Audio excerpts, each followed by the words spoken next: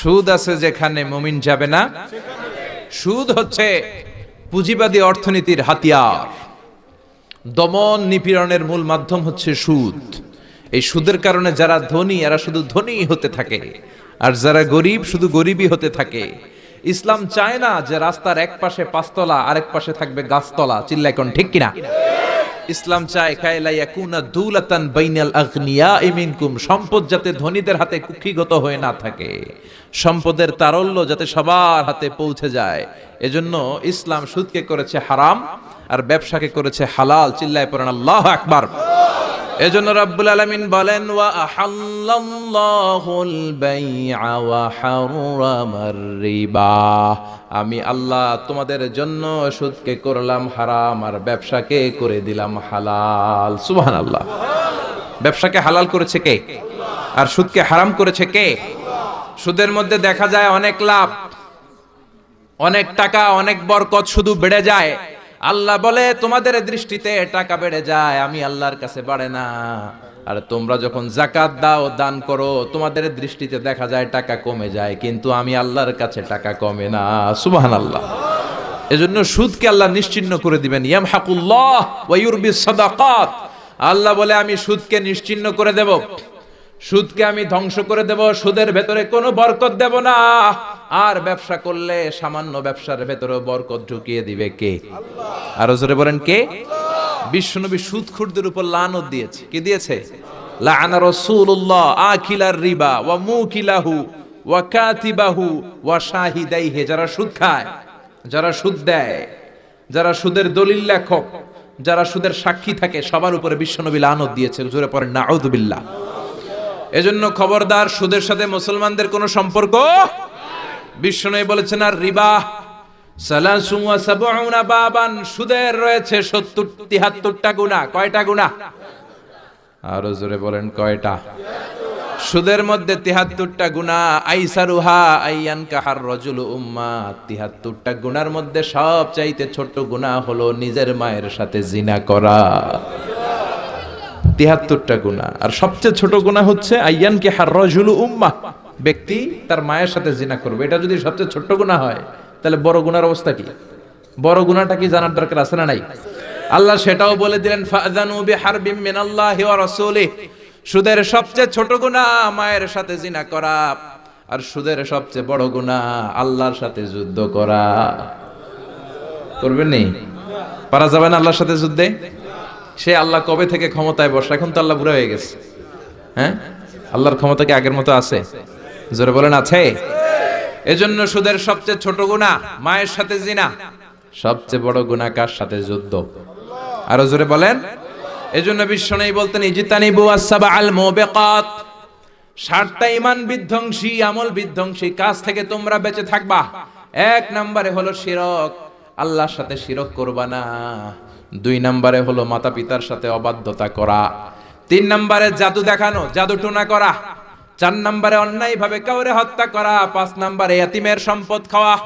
6 নম্বরে কোন নারীকে অন্যায় ভাবে জিনার অপবাদ দেওয়া। 7 নম্বরে সুদ খাওয়া। কি খাওয়া?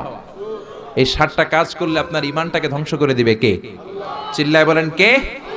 এজন্য দুনিয়াতে যারা সুদ খায় তাদের সম্পদে কোনো বরকত নাই, তাদের শুধু রোগ আর রোগ, টেনশন আর টেনশন। আছে না নাই?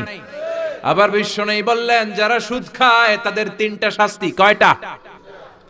আরো জোরে বলেন কয়টা? 1 নম্বরে কিয়ামতের দিন আল্লাযীনা ইয়াকুলুনার রিবা লা ইয়াকুমুনা ইল্লা কামা ইয়াকুমুল্লাযী ইয়াতাখাব্বাতুহু শাইতানু মিনাল মাস। সুদের 1 নাম্বার শাস্তি, কিয়ামতের দিন সুদখোর যখন কবর থেকে উঠবে, রব্বুল আলামিন তাকে জিনে ধরা রোগীর মতো, পাগলের মতো উঠায় দিবে। সুদখোর কবর থেকে উঠে ভূতে ধরা রোগীর মতো, জিনে ধরা রোগীর মতো, পাগলের মতো লাফাতে লাফাতে উঠবে। তারে দেখে কিয়ামতের ময়দানের সবাই বুঝবে লোকটা হলো সুদখোর। কি খোর? আরো জোরে বলেন। এটা হচ্ছে 1 নাম্বার শাস্তি। 2 নাম্বার শাস্তি বিশ্বনবী বললেন আমি স্বপ্নে দেখলাম কিছু লোকের পেট হচ্ছে বিশাল বড় ঘরের মতো, আর ওই পেটের ভেতরে দেখলাম ভয়ঙ্কর বিষাক্ত সাপ। জিব্রাইল রে বললাম ও জিব্রাইল মান হাউলা এরা কারা? বিশ্বনবী বললেন হাউলাই আকালাতুর রিবা, এরা হলো আপনার উম্মতের মধ্য থেকে যারা সুদ খেয়েছে ওই সুদখোর লোকগুলা। পড়েন না আউযুবিল্লাহ। 3 নাম্বার শাস্তি, বিশ্বনবী বলেন যে রাতে আমাকে মেরাজে নেওয়া হলো, রাআইতু লাইলাতা উসরিয়া বি, মেরাজের রাতে আমি দেখলাম রক্তের একটা নদী, ওই নদীর উপর কিছু লোক সাঁতার কাটে। কিসের নদী দেখছেন কোনদিন? রক্তের নদী আমরা কোনদিন দেখেছি? রক্তের একটা নদীর ভেতরে কিছু লোক সাঁতার কাটে। সাঁতার কাটতে কাটতে বাঁচার জন্য যখন পারে আসতে চায়, তীরে আসতে চায়, কিছু ফেরেশতারা অনেক বড় বড় পাথরের খণ্ড নিয়ে বসা, তীরের দিকে আসতে চাইলে প্রচন্ড জোরে পাথর নিক্ষেপ করে তার চেহারার দিকে। পাথরের আঘাতে ওই লোকটার চেহারা ছিন্ন বিচ্ছিন্ন হয়ে যায়। লোকটা চিৎকার করতে করতে আবার রক্তের নদীর মাঝখানে চলে যায়। আবার তীরে আসতে চাইলে আবার পাথর আছে না নাই? জোরে বলেন। বিশ্বনবী বললেন মান হাউলা ইয়া জিবরিল, ও জিব্রাইল এরা কারা? বিশ্বনবী বললেন এরা হলো আপনার সুদখোর উম্মত। এরা কারা? এজন্য সুদ খাওয়া যাবে? জোরে বলেন, সুদ খাওয়া যাবে? খবরদার, সুদ খাওয়া যাবে না। সুদের বিপরীতে আমরা ব্যবসা করব। ব্যবসায় বরকত দিয়েছে কে? বিশ্বনবী বললেন রিজিককে আল্লাহ 10 ভাগ করেছেন, তার 1 ভাগ দিয়েছেন পৃথিবীর অন্যান্য পেশার ভেতরে, আর 9 ভাগ দিয়ে দিয়েছেন ব্যবসার ভেতরে। সুবহানাল্লাহ। রিজিকের 9 ভাগ থাকে ব্যবসার ভেতরে, এজন্য সুদ খাওয়া যাবে না। সুদের সাথে ইসলামের কোনো সম্পর্ক। আমরা ব্যবসা করব। আপনি মুশারাকা সিস্টেমে, মুদারাবা সিস্টেমে, আপনি মুরাবাহা সিস্টেমে ব্যবসা করেন, ওই ব্যবসায় বরকত দিবে কে? জোরে বলেন কে? সুদ হারাম এই কারণে, কারণ টাকার ভেতর থেকে টাকা আসে না। আপনি 1 লক্ষ টাকার একটা বান্ডিল আপনার আলমারির ভেতরে আজকে রাখলেন, 1 বছর পরে খোলার পরে এটা কি 1,10,000 টাকা হবে? 1,05,000, 1,02,000, 1,10,000 টাকা, 1,05,000 টাকা, 1,01,000 টাকা? 1 টাকাও পারবে না। কত থাকবে? 1 লাখই থাকবে। কারণ টাকার ভেতর থেকে টাকা আসে না। টাকার ভেতর থেকে টাকা আসে যখন ওই টাকার সাথে শ্রম যুক্ত হয়, যখন টাকার সাথে কষ্ট যুক্ত হয়, যখন টাকার সাথে মেধা যুক্ত হয়। ঠিক কি না? তো আপনি টাকা দিয়ে কেমন করে টাকার ভেতর থেকে টাকা নেন? এটা হারাম। হয়তো আপনাকে ব্যবসায় অংশগ্রহণ করতে হবে, লাভ লস দুইটাতে অংশগ্রহণ করতে হবে, রিস্কও থাকবে। আপনি ব্যবসায় টাকা দিয়ে শুধু লাভ নিলেন, লস নিলেন না, এটাই সুদ। ঠিক কি না? আপনার লাভও নিতে হবে, লস নিতে হবে, ঝুঁকিও নিতে হবে। এইটার নাম হলো ব্যবসা। হয় আপনি ব্যবসা করবেন, তা না হলে আপনি কর্জে হাসানা দিবেন। কি দিবেন? কর্জে হাসানা দিলে ওই ব্যক্তির মর্যাদা বাড়িয়ে দেয় কে? চিল্লায় বলেন কে? 3 সিস্টেমে ব্যবসা করবেন। কয় সিস্টেমে? সবাই বলেন, আরো জোরে বলেন। 1 নাম্বার হচ্ছে মুশারাকা সিস্টেম। মুশারাকা, পার্টনারশিপ। আমি আপনি শেয়ার, 3-4 জন মিলে শেয়ার, আমার টাকা আপনার টাকা, আর দুজনে মিলে ব্যবসা করব। আমার যদি ধরেন 4 লক্ষ টাকা হয়, আপনার যদি 6 লক্ষ টাকা হয়, তাহলে যেই লাভ হবে তার 60% নেবেন আপনি, 40% নেব আমি। লসও যদি হয় 60% আপনার উপর, 40% আমার উপর। এই ব্যবসাকে বৈধ করেছে কে? আল্লাহ। আরো জোরে বলেন না। 2 নম্বরে হচ্ছে আল মুদারাবা। মুদারাবাও বৈধ। মুদারাবা মানে হচ্ছে আপনার টাকা আমার শ্রম। আল্লাহ আমারে কোনো টাকা দেয় না, আমি মিসকিন, আমি ফকির, আমি দেব শ্রম, আপনি দিবেন টাকা। কত পার্সেন্ট লাভ হলে কে কতটা নিব এটা আমরা ভাগ করে নিব। কিন্তু লস হলে আমার কোনো লস নাই, কারণ আমার শ্রম আপনার টাকা, আমি যে খাটছি এটাই তো আমার লস। ঠিক কি না? কথা বলেন। আর টাকা যেহেতু আপনার, পুরো লস নেবেন আপনি। এই সিস্টেমও ব্যবসা যায়। 3 নাম্বার হচ্ছে আল মুরাবাহা। বুঝার চেষ্টা করেন। আমার ঘরে ফ্রিজ নাই, ফ্রিজের দাম 1 লক্ষ টাকা। কয় লাখ টাকা? আপনি আমারে বাজার থেকে 1 লক্ষ টাকা দিয়ে একটা ফ্রিজ কিনে আমার কাছে 1,20,000 টাকায় বিক্রি করবেন। এটা আমি কিস্তিতে দিব আপনারে, 6 মাসের কিস্তিতে দিব। আপনার লাভ হচ্ছে আপনি 1 লক্ষ টাকা দিয়ে কিনে 1,20,000 বিক্রি করছেন, 20,000 লাভ। আর আমার লাভ হচ্ছে আমার কাছে কোনো টাকা নাই, আমি ফ্রিজের মালিক হয়ে গেলাম, কিস্তিতে দিয়ে 6 মাস পরে আমি টাকাও পূর্ণ করে দিলাম। এটাকে বলে মুরাবাহা। শাহজালাল ইসলামী ব্যাংক, আল আরাফা ইসলামী bank, Bangladesh Islamic bank limited, এই 3টার সিস্টেমে আপনাদের সাথে বিজনেস করে। আল মুদারাবা, আল মুশারাকা, আল মুরাবাহা। যেই সিস্টেমে আপনি করেন না কেন, এগুলোর কবুল করে নিবে কে? আল্লাহ। কিন্তু এগুলো না করে 100 টাকার বান্ডিল দিয়ে বললেন এই নাও 100 টাকার বান্ডিল, এখানে 10,000 টাকা আছে, সুদে লাগালাম, মাসে দিবা 1,000। কয় হাজার? আরো জোরে বলেন।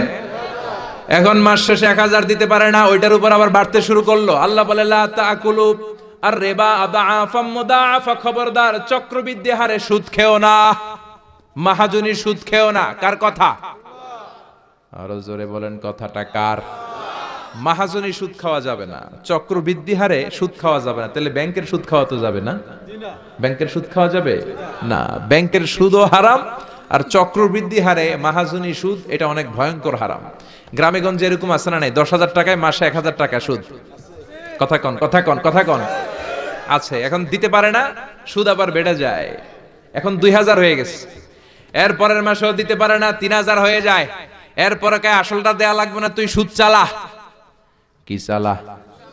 সুদ চালাইতে চালাইতে বাড়ি নাই, ভিটা নাই, জমি নাই, টিউবওয়েল নাই, পরনের লুঙ্গিও নাই। আছে না নাই?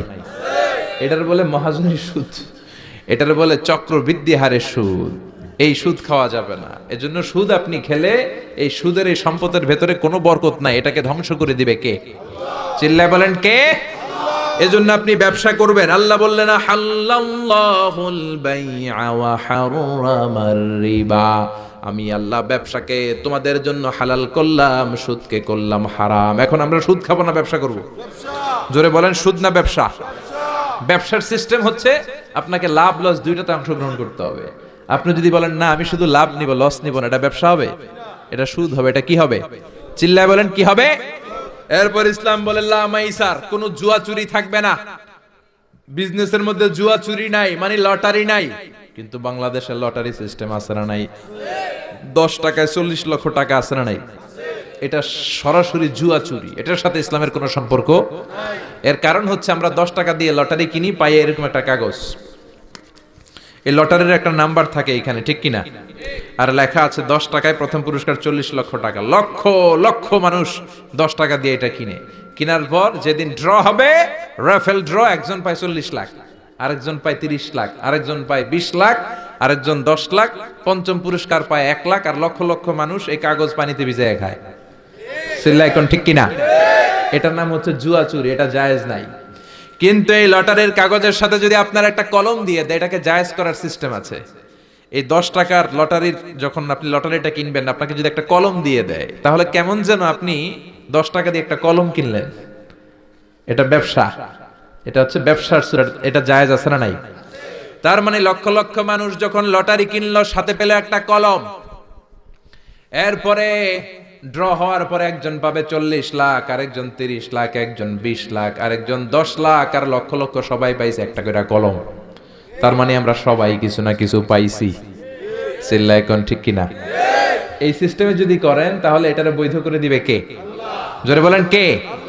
এরপরে ইসলাম বলেন নো আনসার্টেইনটি। কোন ব্যবসার মধ্যে আনসার্টেইনটি থাকতে পারবে না, সুনিশ্চিত হতে হবে সবকিছু। লা দারারা ওয়ালা দারার ওয়ালা গারারা ফিল বাই।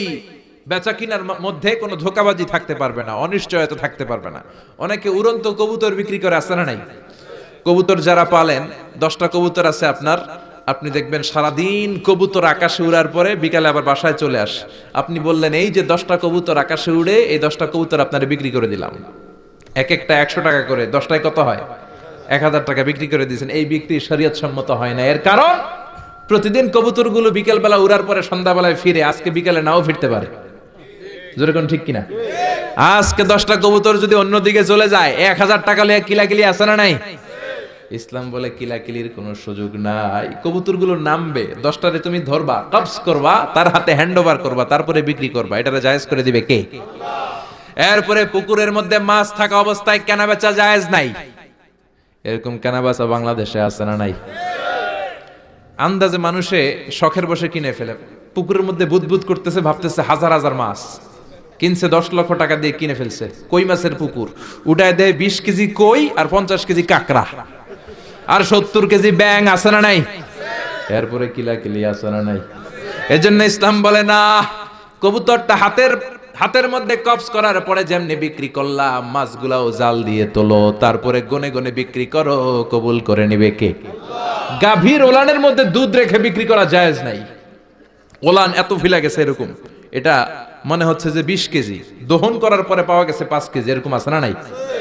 কারণ এটা দুধের কারণেও ফুলতে পারে, টিউমারেও ফুলতে পারে, ঠিক কি না? এজন্য ইসলাম বলে লা গারারা ফিল ইসলাম, ইসলামে কোনো গরার নাই, ধোকাবাজি নাই, আনসার্টেনটি নাই, অনিশ্চয়তার মধ্য দিয়ে হাওয়ার মধ্যে কোনো বিজনেস নাই। আগে জিনিসটা তোমার হাতে নাও, তারপরে বিক্রি করো, কবুল করে নেবে কে? শেয়ার বাজার নিয়ে প্রশ্ন করে যেই প্রোডাক্টের ব্যবসা হালাল, ওই প্রোডাক্টের শেয়ারও হালাল। চিল্লায় বলেন ঠিক কিনা? এরপরে বিশ্বনবী বললেন, মান গাশশানা ফালাইসা মিন্না, বেচা কিনার মধ্যে যে আমার উম্মতদের মধ্যে যে অন্যকে ধোকা দেয়, সে আমার উম্মত হতে পারে। ধোকাবাজির ব্যবসা বাংলাদেশে আছে না নাই? ফলের দোকানে গেলে দেখবেন চকচকে যেই সাইডটা, ওই সাইডটা ক্রেতার দিকে রাখে, পচা জায়গাটা নিচের দিকে রাখে, এরকম ব্যবসায়ী আছে না নাই? বিশ্বনবী মদিনার বাজারে গমের দোকান পরিদর্শন করতে গেলেন, যে দেখলেন গমের স্তূপ, বিশ্বনবী গমের ভেতরে হাত ঢুকায়া দিলেন। উপরে দেখা যায় শুকনা গম, ভিতরে দেখা যায় ভিজা গম। বিশ্বনবী বললেন, মান গাশশানা ফালাইসা মিন্না, যে আমাদেরকে ধোকা দেয় সে আমাদের উম্মত নয়। The person who deceives us, he is not among আস। যে আমাদেরকে ধোকা দেয় সে আমাদের উম্মত হতে পারে। চিল্লায় বলেন উম্মত হতে পারে। এজন্য ধোকাবাজি করে কোনো ব্যবসা করা যাবে? জোরে বলেন। আর সুদের সাথে আমাদের কোনো সম্পর্ক? চিল্লায় বলেন সম্পর্ক। সুদকে ধ্বংস করে দিবে কে? আর ব্যবসায় বরকত ঢুকিয়ে দিবে কে? বরকতে বিশ্বাস করেন তো? বিশ্বাস করেন? অল্পের ভেতরেও বরকত হতে পারে, 1000 কোটি টাকার মধ্যেও বরকত নাও থাকতে পারে। চিল্লায় বলেন ঠিক কিনা? এজন্য আজ থেকে সুদের সাথে আমাদের কোনো সম্পর্ক নেই, আমরা ব্যবসা করব মুশারাকা সিস্টেমে, মুদারাবা সিস্টেমে, মুরাবাহা সিস্টেমে ব্যবসা করব। অল্প প্রফিট হলো এটার মধ্যে বরকত দিবে কে? আরো জোরে বলেন কে? আর সুদের ব্যবসা করবেন না তো?